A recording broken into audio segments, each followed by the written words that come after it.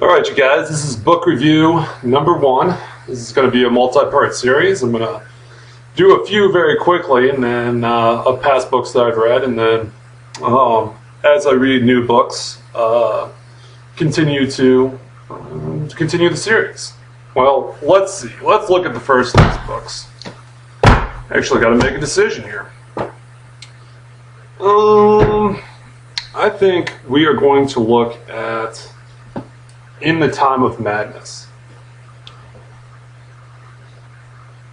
I should say that I think I'm going to name this series Travel Book Reviews because most of what I read nowadays is nonfiction travel books. So, not necessarily like Lonely Planet or Rough Guides, but just stories of people telling their experiences from various parts of the world. There'll be a few exceptions, but I'll let you know when there are. Alright, so as I stated, the first book that I'm doing is In the Time of Madness. Show it again. Kind of rambling here, but that's okay. This book has to do with Indonesia at the end of the Suharto regime in 1998-99. And then kind of like 4 years later during the East Timor, 3 years later during the East Timor independence movement.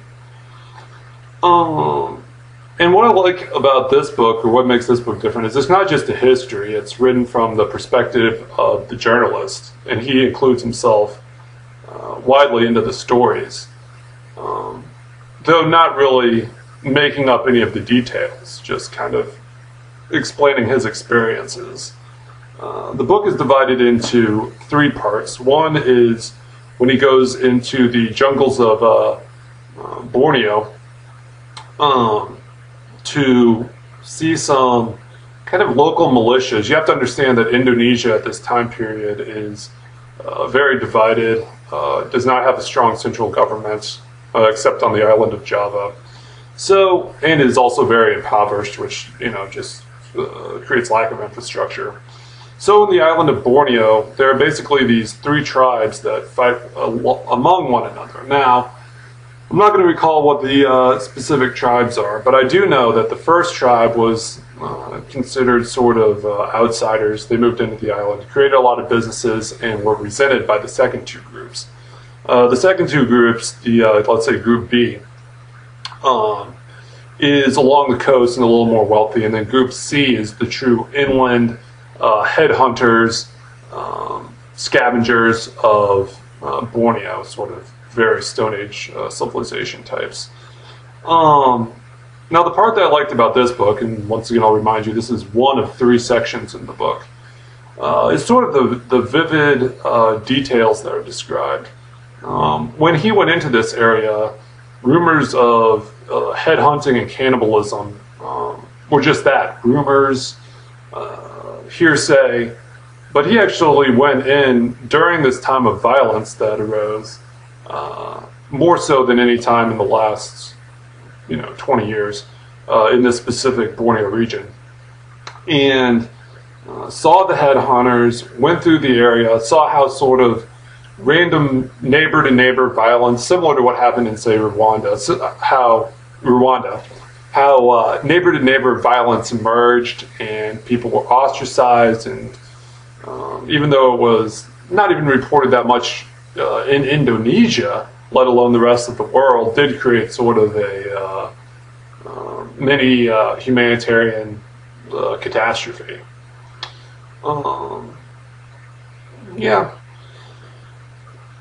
I can't really think any more about that section, so we'll move on to, you can see I have this well planned out, move on to section B, which is has to do with the actual Suharto, the overthrowing of Suharto on the island of Java, where most of the central government activities are, during 1998-1999. Now, once again, he wrote from a personal perspective. That's Richard Lloyd Perry, he's the author. And he talked about how there were these kind of vague dissidents, but no one would really step out of line because Suharto had ruled for 40 years, was just viewed as very sort of a dictator for life. Though they did have elections, but they were kind of fake elections. Was not widely hated, but was just sort of disliked. So he wasn't despotic particularly, but was just kind of, a crony and disliked, but there wasn't revolt within the heart of the community.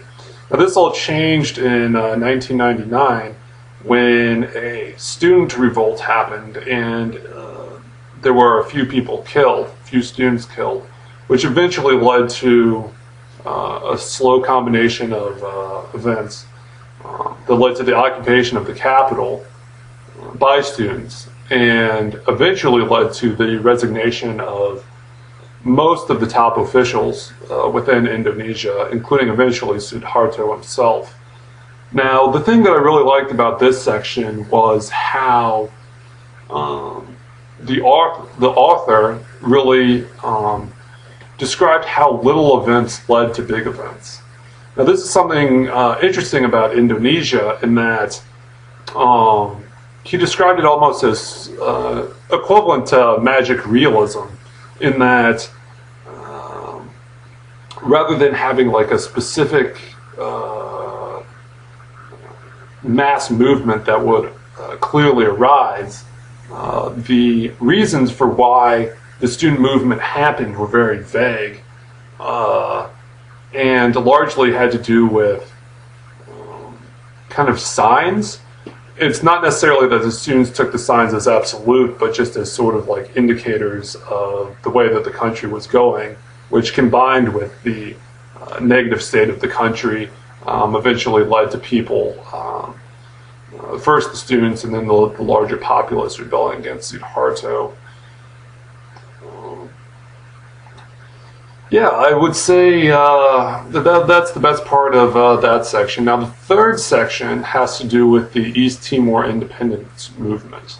Oh, I should say about the second section that it was definitely a riot demonstration type of thing. So the first one in Borneo was sort of like local militias, families killing one another, neighbors killing one another, over kind of like petty grievances.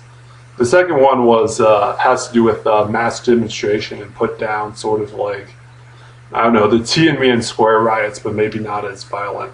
But the third one has to do with full-on rebellion. Now that took place in East Timor, which was previously a Portuguese colony separate from the Dutch colony of the rest of Indonesia. And also, just demographically, is mostly Catholic, combined with some shamanism, compared to the rest of Indonesia, which is mostly Islamic. Now, as I stated in this section of the book, it was a true-on revolt, military conflict, guerrilla fighters. And the thing that I liked most about this section was how disorganized the author portrayed these streets as so disorganized. Roving bands, roving people on motorcycles, random killings, disorganization between groups that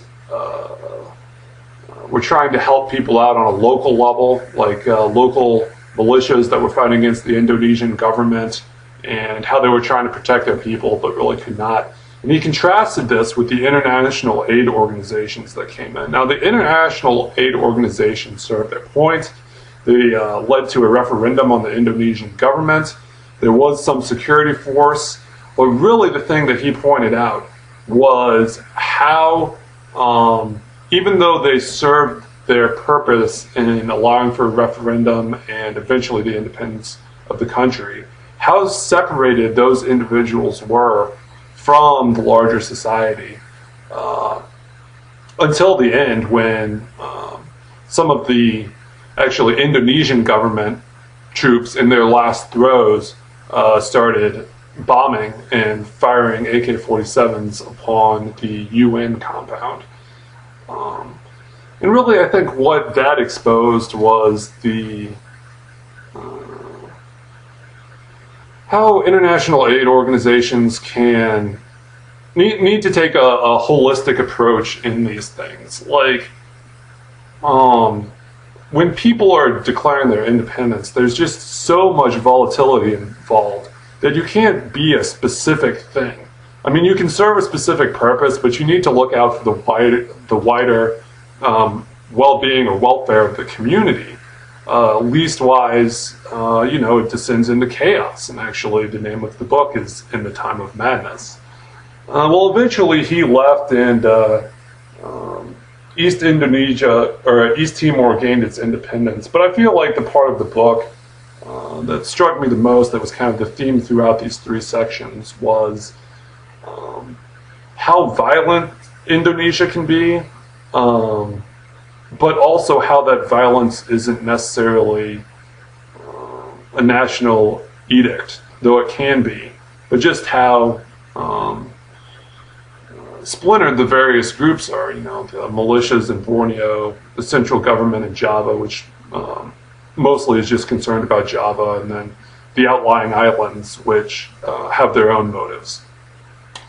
Well, anyway, thank you for joining me on the first review of this book, In the Time of Madness by Richard Lloyd Perry. It was very good. I would recommend it.